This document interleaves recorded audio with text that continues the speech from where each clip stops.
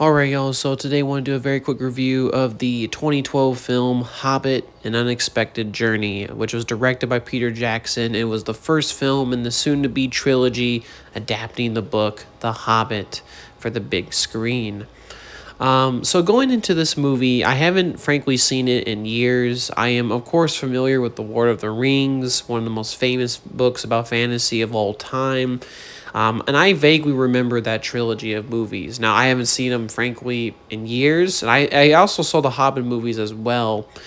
But I don't think it was probably a bad omen because, even though it's been, frankly, years since I've seen these movies, which I plan on revisiting them, it is kind of crazy that I remember a little bit about the Lord of the Rings movies, and I barely remember anything. Like, I don't remember anything about the Hobbit movies, which definitely could be maybe a little bit of a bad sign. Now, I heard a lot of negative things about these Hobbit movies, the trilogies. It was kind of in a lot of ways similar to how Star Wars was. You had those classic trilogy movies, and then Lucas kind of ruined it with the prequels, even though that's up to debate.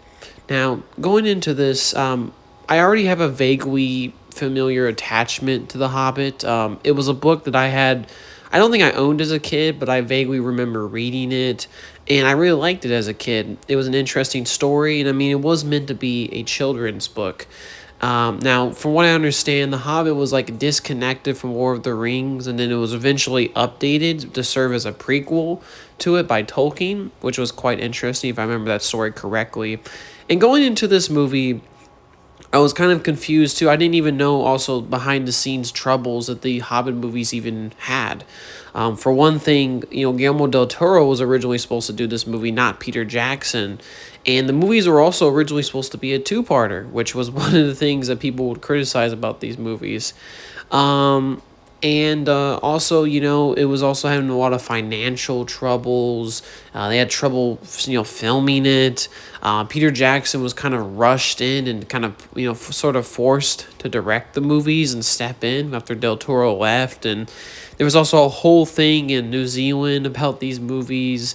I think in a lot of ways, this movie actually forced the government itself to create laws in regards to the film industry, which is...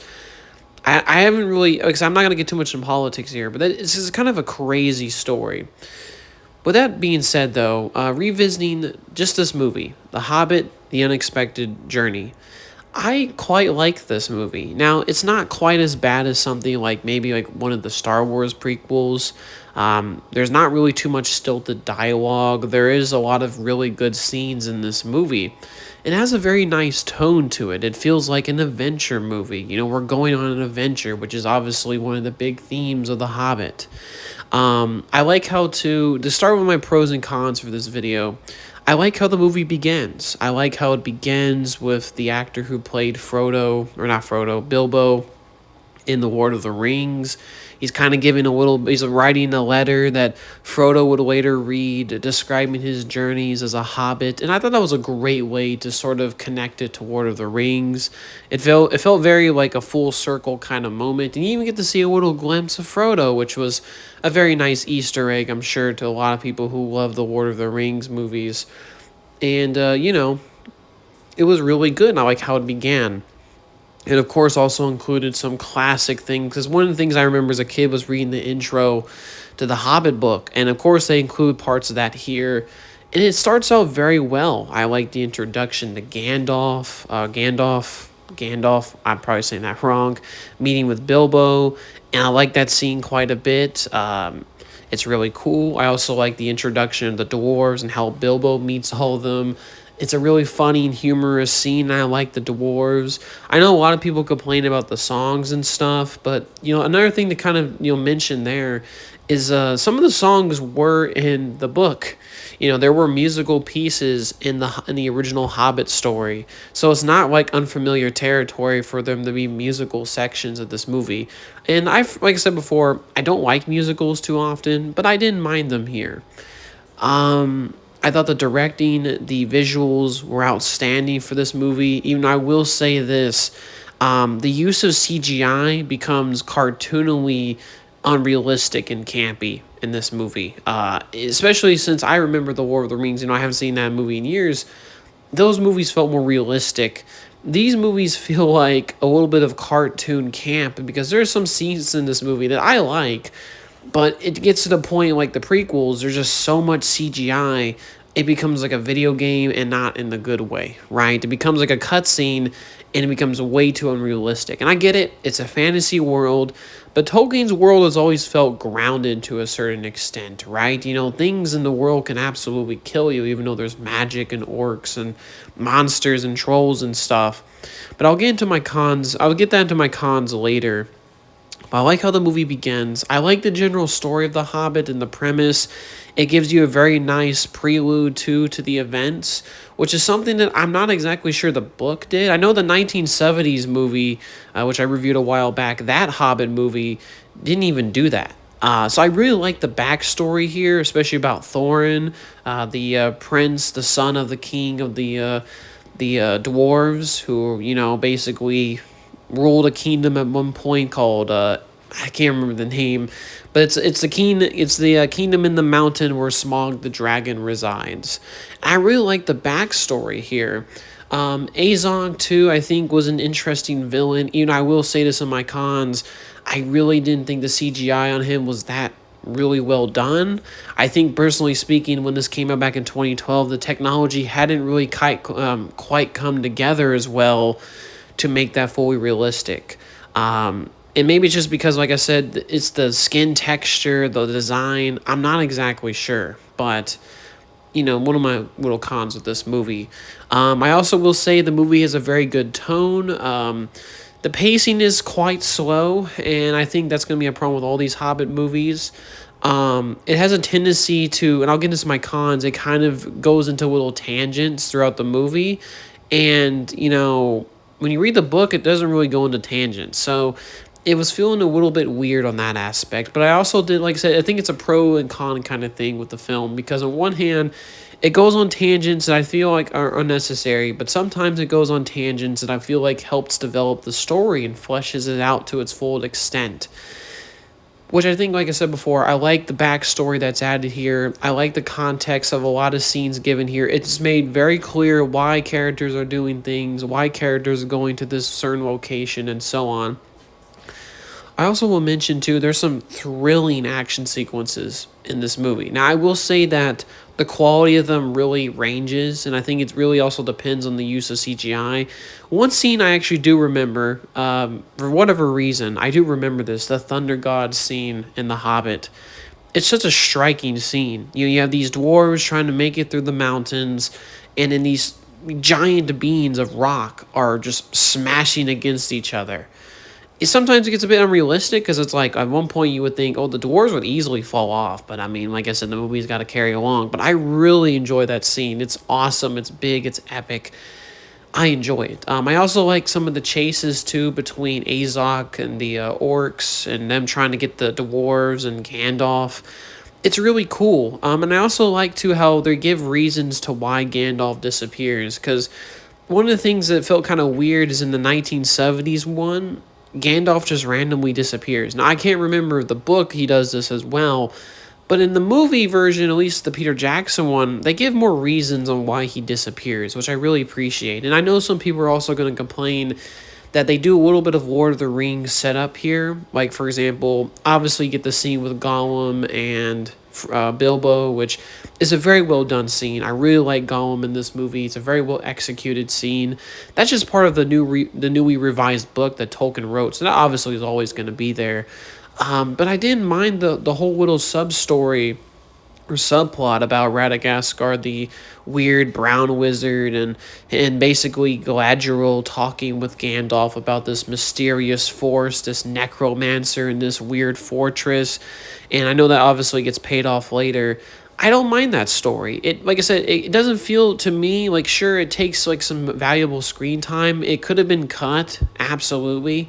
Like, I don't think it needed to be in the version of the movie that came out, which, by the way, I'm watching the theatrical version. I'm not watching any of the extended versions, which, take that as you will. I will say this, I didn't mind it. I didn't mind it. Like I said, I don't mind this little setup for the War of the Rings. I can't really tell you how they're going to affect the future movies, but for this movie specifically, it's not too bad.